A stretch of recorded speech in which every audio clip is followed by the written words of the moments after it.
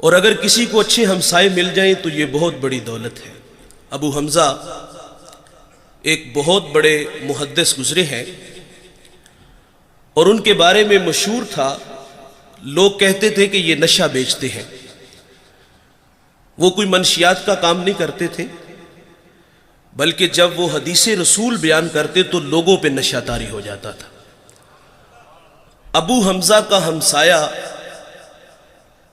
उसको बाअमरे मजबूरी मकान फरोख्त करना पड़ा और उसने बाहर लिख के लगा दिया मकान बराए फरोख्त, और नीचे उसकी कीमत भी लिख दी, 2000 मेरे मकान की कीमत है। और मजीद लिखा कि 2000 अबू हमज़ा की हमसायगी का भी लूंगा। तो लोगों की एक लंबी लाइन लग गई थी 4000 दीनार देने के लिए। और जब अबू हमज़ा को पता चला कि मेरा हमसाया मकान बेच करके यहां से जा रहा है, तो आपने खादिम को 4000 दीनार दिए और फरमाया जल्दी जाओ और ये मेरे हमसाये को दे आओ और उससे कहना कि ये तू वैसे ही रख ले, लेकिन मुझे छोड़ के ना जाना। अच्छा हमसाया बहुत बड़ी दौलत है। हुजूर की खिदमत में खातून का तज़किरा है, नमाजें भी पढ़ती है, रोजे भी रखती है, लेकिन जुबान का जहर कोबरा सांप से भी ज्यादा जहरीला है। तो फरमाया जहन्नमी है। इसी तरह एक और औरत का तज़किरा हुआ, मामूल की नमाजें हैं, मामूल के रोजे हैं, लेकिन उसके रवैये से उसका हमसाया खुश है। तो मेरे नबी फरमाते हैं वो औरत जन्नती है। जन्नत का मयार क्या है?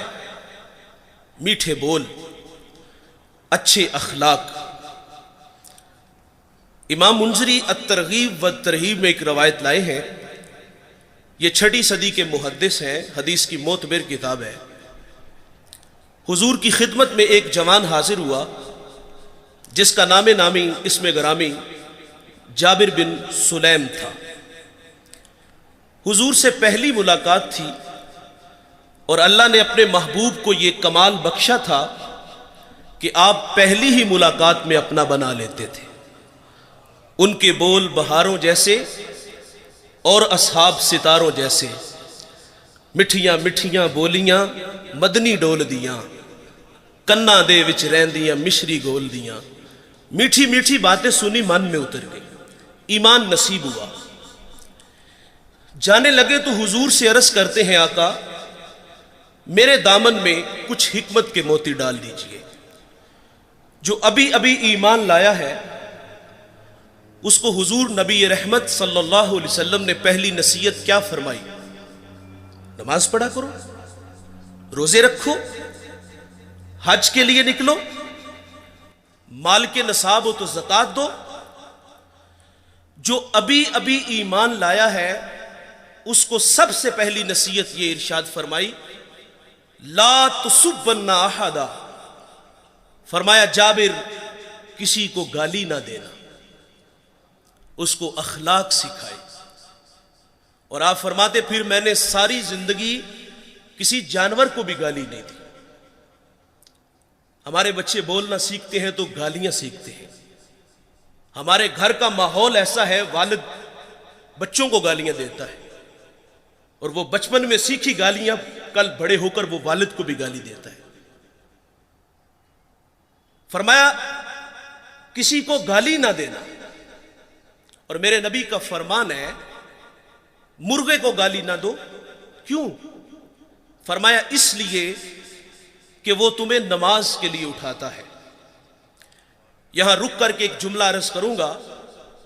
फरमाया मुर्गे को गाली ना दो, वो तुम्हें नमाज के लिए उठाता है।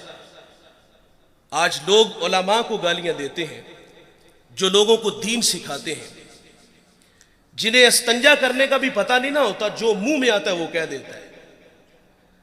फरमाया पिस्सू को भी गाली ना दो।